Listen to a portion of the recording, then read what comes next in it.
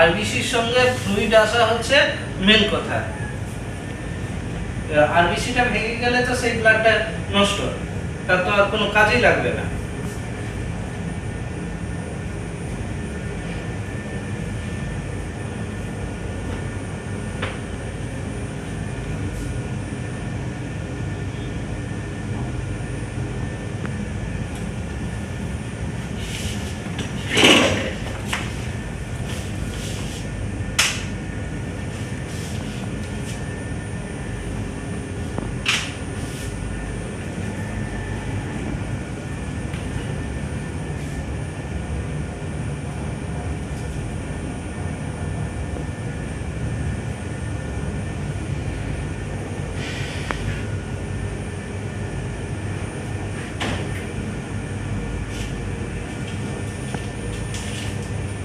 আর যে চুরি করেছে সে ভবিষ্যতেও করবে, কারণ যতক্ষণ না ধরা পড়ছে তার কোনো অসুবিধা নেই।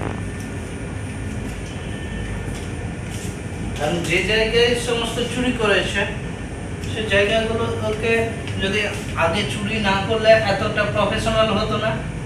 চুরি করেছে আগে, ছোট থেকে বড় করতে করতে প্রফেশনাল হয়ে গেছে এখন। হ্যাঁ, সে আগেও চুরি করেছে,